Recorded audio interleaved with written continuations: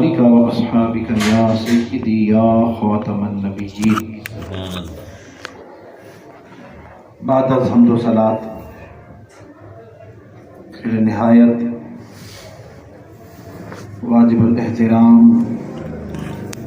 مشائخ کرام، ثناخوانان شیریں لسان اور تمام بزرگوں، بھائیوں،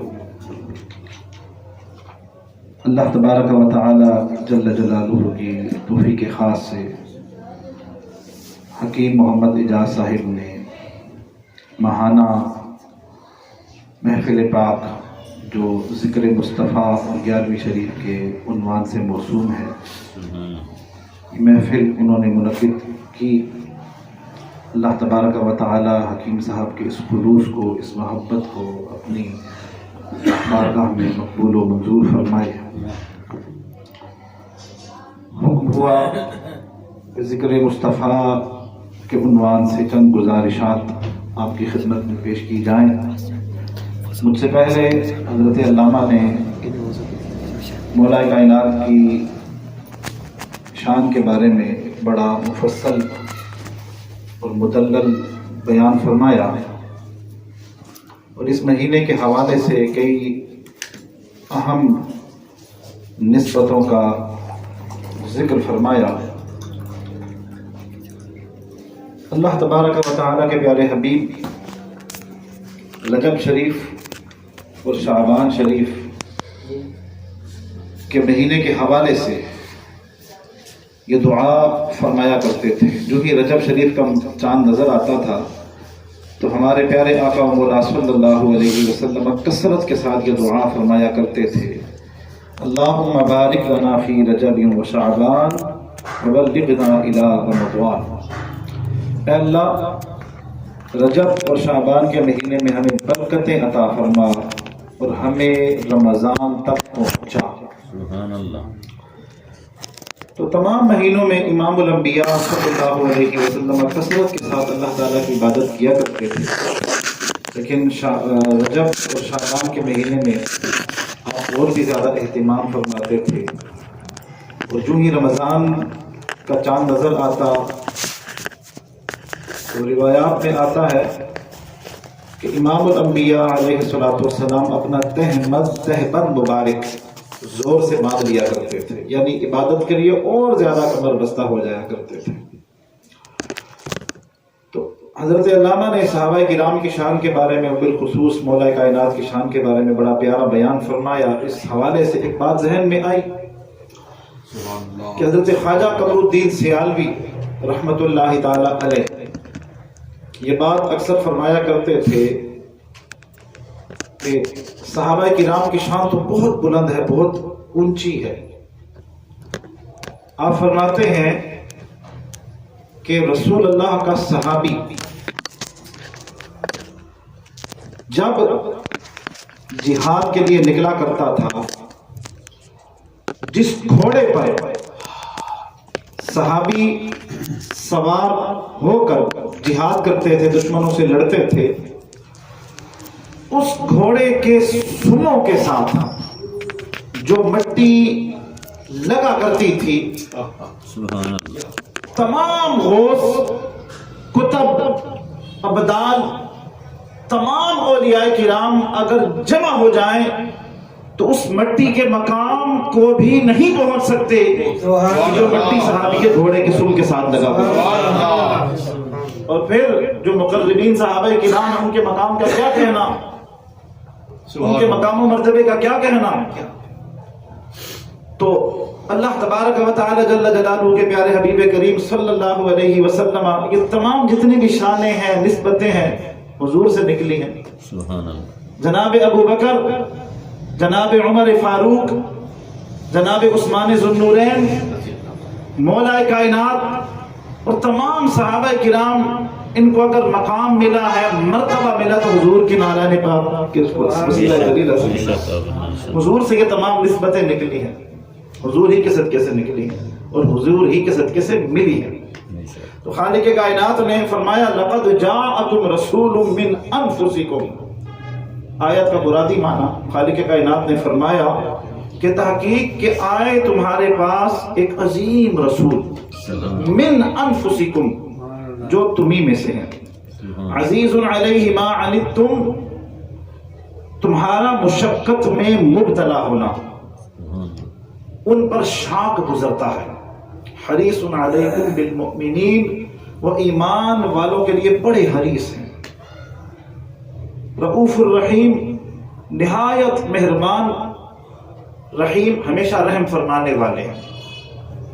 خالق کائنات نے فرمایا لقد جاءکم رسول من انفسکم، رسول پر تنوین یہ تعظیم کی ہے، عظیم رسول، آخری رسول، آخری نبی تمہارے پاس تشریف لائے کہ جن کے بعد قیامت تک کوئی نبی نہیں آئے گا، کوئی رسول نہیں آئے گا۔ من انفسکم جو تم ہی میں سے ہیں، انفسکم فا اگر دمہ یعنی پیش سے پڑھی جائے معنی اور بنتا ہے، اگر فا زبر کے ساتھ پڑھی جائے انفسکم معنی اور بنتا ہے۔ ہر معنی کے اعتبار سے ایک الگ شان کا ظہور ہوتا ہے۔ اگر من انفسکم پڑھی جائے تو معنی یہ بنے گا کہ ایسے رسول جو بڑے عالی نسب ہیں، بڑے عالی مقام ہیں، بڑے اونچے خاندان والے ہیں، تو ان کو میں نے قبیلہ وہ عطا فرمایا جو تمام قبیلوں سے اعلیٰ تھا، دنیا کے تمام قبیلوں سے اعلیٰ ہے، یعنی قبیلہ قریش۔ خاندان وہ عطا فرمایا کہ جو تمام خاندانوں سے اعلیٰ ہے، یعنی خاندان بنو ہاشم۔ اگر انفسکم یعنی فا کی پیش سے پڑھا جائے تو معنی یہ بنے گا کہ ایسے رسول تمہارے درمیان تشریف لائیں کہ جو ہر لحاظ سے اکمل، انور، کامل، ابہا، ازکا اور اطہر ہیں، یعنی تمام شانیں جن کو ہم نے عطا فرما کر کائنات میں بھیجا ہے۔ اب آئیے آگے، عزیز علیہ ما عنتم تمہارا مشقت میں پڑنا ان پر بڑا شاق گزرتا ہے۔ اب علامہ صاحب موجود ہیں، لقد جاءکم تمہارے پاس تشریف لائے، کم ضمیر جمع کی ضمیر ہے، اور نبی کریم علیہ الصلوۃ والسلام کی قیامت تک آنے والی تمام امت اس کم کے خطاب میں شامل ہے، سبحان اللہ، کم کے خطاب میں شامل ہے، حضور کی ساری امت شامل ہے۔ فرمایا کہ تمہارا مشقت میں مبتلا ہونا ان پر شاق گزرتا ہے، یعنی انہیں بھی تکلیف ہوتی ہے۔ یعنی یہاں کیا بتایا گیا کہ اگر یہ پوری امت قالب کی حیثیت رکھتی ہے تو آپ روح کی حیثیت رکھتے ہیں۔ اگر جسم کے کسی بھی حصے میں تکلیف ہو، درد ہو، تو روح کو بھی تکلیف ہوتی ہے۔ تو یہاں سے پتہ کیا چلا کہ آپ کا کوئی بھی امتی اگر کسی جسمانی تکلیف میں یا ذہنی تکلیف میں، قلبی تکلیف میں مبتلا ہوتا ہے تو امام الانبیاء علیہ الصلوۃ والسلام کو بھی تکلیف ہوتی ہے، ان پر شاق گزرتا ہے۔ اب امام الانبیاء علیہ الصلوۃ والسلام اپنی امت کے درمیان موجود تھے، ہیں اور رہیں گے، یہاں تک کہ مفسرین کرام فرماتے ہیں کہ جب بندہ نماز پڑھتا ہے تو جب بندہ نماز کے اختتام کی طرف ہوتا ہے، یعنی التحیات پڑھتا ہے، تشہد کی حالت میں ہوتا ہے، وہ دو زانو بیٹھا ہوا ہے، اللہ تعالیٰ کی عبادت کر رہا ہے، اس کو یاد کر رہا ہے، التحیات للہ والصلوات والطیبات پڑھ کر اللہ تبارک و تعالیٰ کے حضور یہ مناجات پیش کر رہا ہے کہ اے رب، یہ تمام میری تمام بدنی، قولی، مالی تمام عبادتیں صرف تیرے لیے ہیں۔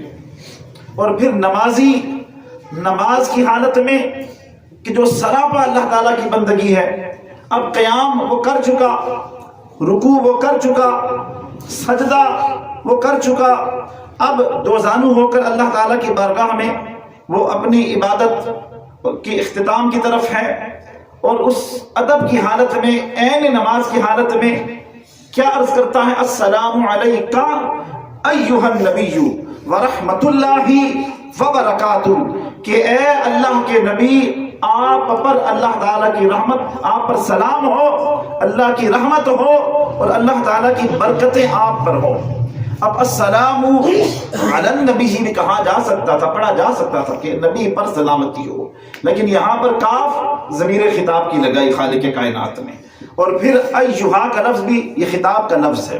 تو یہاں بتایا کیا جا رہا ہے، اہل اللہ نے کیا نقطہ اخذ کیا، والسر فی الخطاب ان رسول اللہ صلی اللہ علیہ وسلم موجود فی المصلین، کہ یہ جو خطاب کا سر ہے، جو خطاب کا راز ہے کہ آپ سے براہ راست نمازی کیوں خطاب کرتا ہے، کہ وہ ہے نماز کی حالت میں اور براہ راست آپ سے مخاطب ہے۔ وہ مدینے میں موجود نہیں ہے، وہ مسجد نبوی شریف میں موجود نہیں ہے، وہ مواجہ شریف کے سامنے موجود نہیں ہے، وہ پاکستان میں ہے یا دنیا کے کسی بھی کونے میں ہے، وہ السلام علیکہ پڑھتا ہے، جس سے ثابت یہ ہوتا ہے کہ رسول کریم صلی اللہ علیہ وسلم ہماری نمازوں میں بھی موجود ہے۔ اہل اللہ نے یہاں تک لکھا کہ جب بندہ گھر میں حاضر جائے، اگر گھر میں گھر والے موجود ہوں تو وہ کیا کہیں، السلام علیکم ورحمۃ اللہ وبرکاتہ۔ اگر گھر میں کوئی بھی نہ ہو، تالا کھولتا ہے، کنڈی کھولتا ہے، گھر میں قدم رکھتا ہے، تو وہ کیا کہے، السلام علیک ایھا النبی، السلام علی النبی، اے نبی آپ پر سلامتی ہو۔ کیوں؟ یہاں تک لکھا کہ نبی کریم علیہ الصلوۃ والسلام کی روح مبارکہ مومنین کے گھروں میں بھی موجود ہے۔ تو فرمایا لقد جاءکم رسول من انفسکم عزیز علیہ ما عنتم، کہ تحقیق کہ آئے تمہارے پاس وہ عظیم رسول کہ تمہارا مشقت میں پڑنا ان پر شاق گزرتا ہے۔ مفسرین کرام نے لکھا کہ عزیز علیہ اے ان تدخلوا الجنہ وحریص علیکم اے ان تدخلوا النار، کہ وہ تمہاری بھلائی کے شدید خواہش مند ہے، وہ یہ چاہتے ہیں کہ تم جنت میں داخل ہو جاؤ، وہ یہ چاہتے ہیں کہ تم دوزخ کی آگ سے بچ جاؤ۔ تو بھائیو، دنیا چاہے جیسی بھی گزرے، دنیا نے تو گزر جانا ہے، چاہے بندہ بھوکے رہ کر گزارا کرے یا عیش و عشرت میں گزارا کرے، دنیا تو گزر جائے گی۔ اب مسئلہ آگے ہے، اب آگے کیا ہے کہ بندہ اپنے گناہوں کی وجہ سے کہیں جہنم میں نہ چلا جائے، یہ اصل ناکامی ہے۔ خالق کائنات نے فرمایا فمن زحزح عن النار وادخل الجنہ فقد فاز، کہ جو بندہ آگ سے بچا لیا گیا اور جنت میں داخل کر دیا گیا، فقد فاز، وہ کامیاب ہو گیا۔ تو بھائیوں، اس سے بڑی ناکامی اور کیا ہو سکتی ہے کہ بندہ جہنم میں چلا جائے۔ آگ کا عذاب، آگ، جہنم کی آگ، کہ جو دنیا کی آگ سے 70 گنا زیادہ تمازت اور حرارت میں زیادہ ہے، بندے کو اس میں جھلسایا جائے، اس سے بڑی ناکامی اور کیا ہو سکتی ہے۔ اور پھر وہ درد، اور پھر وہ جلنے کا درد سب سے زیادہ ہوا کرتا ہے۔ تو فرمایا وہ اس چیز کے شدید خواہش مند ہیں کہ تم جنت میں چلے جاؤ، جو اللہ تعالیٰ کے انعام کا مرکز ہے، جہاں نہریں جاری ہیں دودھ کی، شراب کی، اور اللہ تعالیٰ کے طرح طرح کے انعامات ہیں۔ فرمایا وَلَكُمْ فِيهَا مَا تَشْتَهِي أَنفُسُكُمْ، کہ جنت میں جب تم چلے جاؤ گے، تم جس چیز کی بھی تمنا کرو گے، خواہش کرو گے، وہ چیز تمہارے سامنے آ جائے گی۔ اللہ تعالیٰ کا انعام ہی انعام۔ فرمایا آگے کیا فرمایا کہ بنی نوع انسان پر ان کا جود و کرم اتنا برستا ہے کہ وہ ہر ایک کے لیے اس بات کے خواہش مند ہیں کہ یہ جنت میں چلا جائے، یہ جہنم سے بچ جائے، چاہے وہ مشرک ہیں، کافر ہیں، منافق ہیں، آپ کے رستے میں کانٹے بچھانے والا ہے، آپ پر اونٹ کی اوجڑی رکھنے والا ہے، آپ کو اور آپ کے اصحاب کو ستانے والا ہے، آپ اس کے بارے میں بھی یہی چاہتے ہیں کہ یہ جنت میں چلا جائے، دوزخ کی آگ سے بچ جائے۔ اتنے کرم کرنے والے نبی کہ جن پر پتھر برسائے جاتے ہیں، اور پتھر لگنے کی وجہ سے جسم شدید زخمی ہو جاتا ہے، جسم سے خون نکلتا ہے، خون رستا ہے، شدید تکلیف میں ہے۔ فرشتہ یہ عرض کرتا ہے کہ یا رسول اللہ، اگر آپ حکم دیں، میں پہاڑوں پر موکل ہوں تو میں ان دونوں پہاڑوں کو آپس میں ملا دوں، ان پتھر مارنے والوں کو اور ان کے تمام گھر والوں کو میں نیست و نابود کر کے رکھ دوں۔ کیا فرمایا؟ اللہم اہد قومی فانہم لا یعلمون، وہ پتھر مارنے والوں کو دیتے ہیں دعا اکثر، کوئی لاؤ مثال ایسی، عنایت ہو تو ایسی ہو۔ کیا فرمایا؟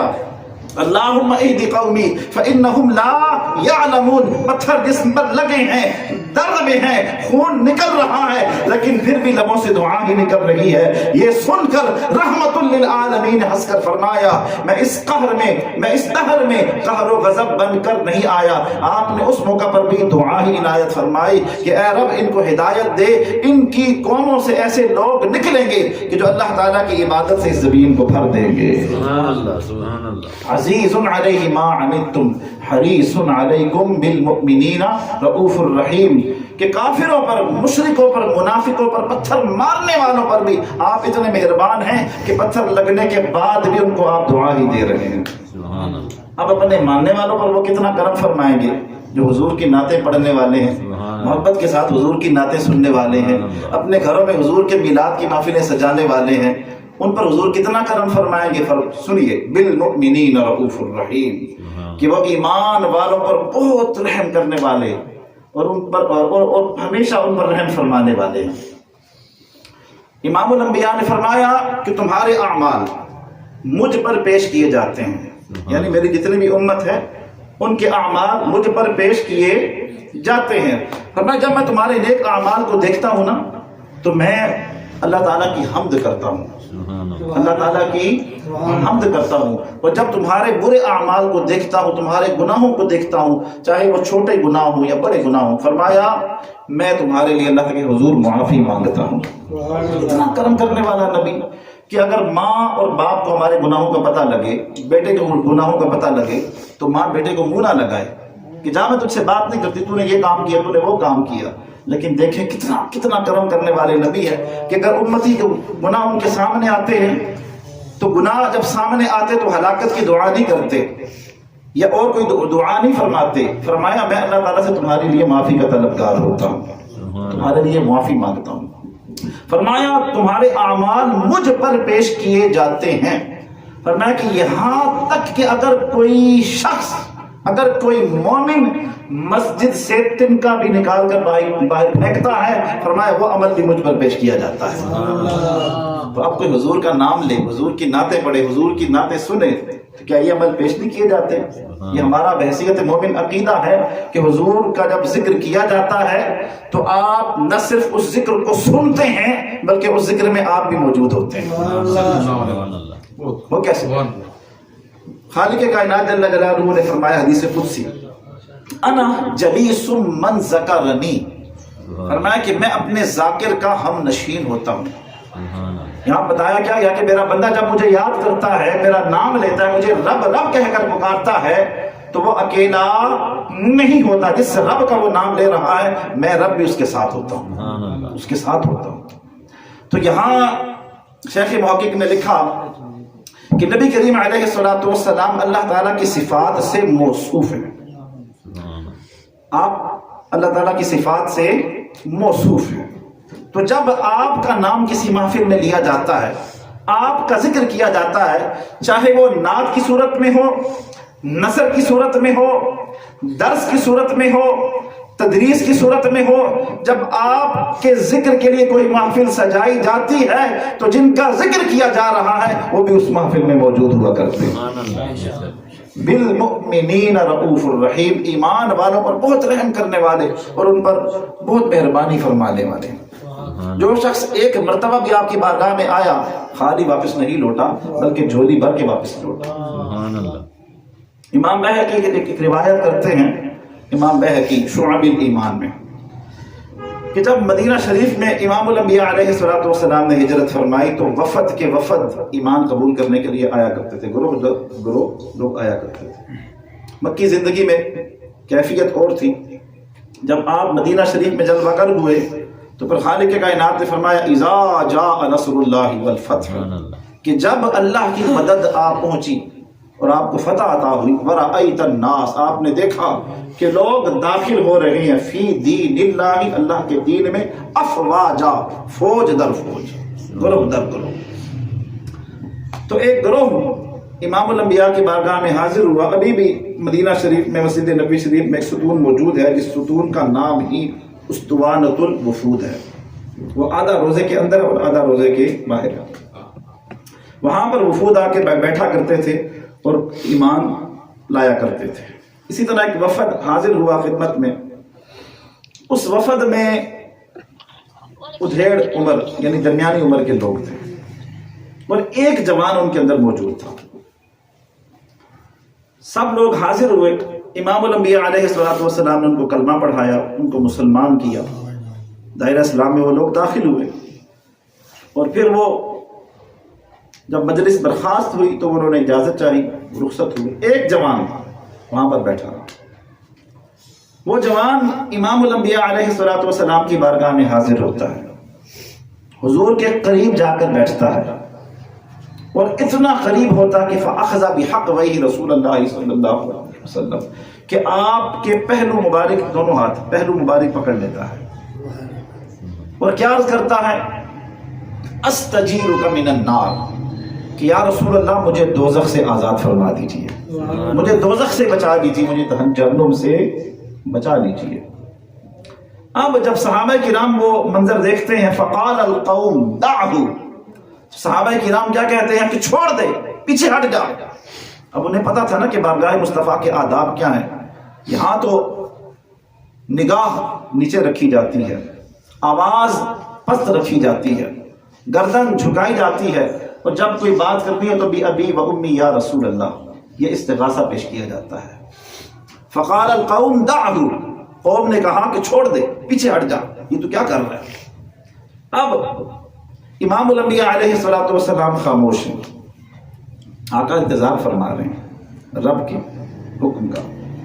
یہاں تک کہ وقت گزرتا ہے, کچھ دیر گزرتی ہے, جبریل امین حاضر ہوتے ہیں, عرض کرتے ہیں یا رسول اللہ, اللہ تعالیٰ فرماتا ہے کہ آپ اس شخص کو کہہ دیجیے نا کہ تجھے جہنم سے آزاد کر دیا گیا. سبحان اللہ. ان اللہ قد اجارہ, یا رسول اللہ, اللہ تعالیٰ نے اس کو جہنم سے آزاد کر دیا ہے. سبحان اللہ. فرما دیجیے اجرہ من النار, کہ میں نے تجھے جہنم سے بچا لیا. سبحان اللہ. تو کیا کہا اعلیٰ حضرت نے, کیا عرض کیا کہ لب واہ ہیں, لب واہ یعنی کھلے ہوئے ہیں, آنکھیں بد ہیں, پھیلی ہیں جھولیاں, کتنے مزے کی بھیک تیرے پاک در کی ہے. میرے کریم سے در قطرہ کسی نے مانگا, دریا بہا دیے ہیں, در بے بہا دیے ہیں. کہ وہ آیا تو قطرہ مانگنے تھا, لیکن آقا نے دریا عطا فرما دیا. کریم کا کرم اس وقت بھی جاری تھا, اب بھی جاری ہے, قیامت تک جاری رہے گا, اور قیامت کے بعد بھی جاری ہو سکتا ہے. تو امام الانبیاء علیہ السلام سے ایک ملاقات کی, پہلی مجلس کی, آقا کے چہرے مبارک کو دیکھا, صحابی کا مقام حاصل کر لیا, اور پھر یہ سند بھی لے کر چلا گیا کہ تجھے جہنم سے آزاد کر دیا گیا. تو کتنا مقام و مرتبہ پایا ان مقربین صحابہ کے نام نے, کہ جن کا وطیرہ اور جن کا کام ہی یہی تھا کہ نبی کریم علیہ السلام کے چہرے کو دیکھتے رہنا, النظر الی وجہ رسول اللہ. اور پھر جو ان رشتوں میں پروئے گئے, کسی کو داماد بننے کا شرف حاصل ہوا, کسی کو سسر بننے کا شرف حاصل ہوا, کسی کو کاتب وحی بننے کا شرف حاصل ہوا. تو ان تمام صحابہ کرام نے کیا مقام اور کیا مرتبہ پایا ہوگا. تو خالق کائنات جل جلالہ ہمیں ان تمام نسبتوں کا احترام کرنے کی توفیق عطا فرمائے. دور بڑا پرفتن ہے, اور نبی کا ہر صحابی جنتی ہے.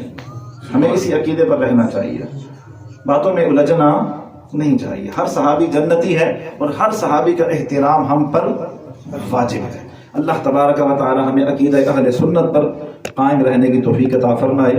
وما توفیقی الا باللہ رب العالمین.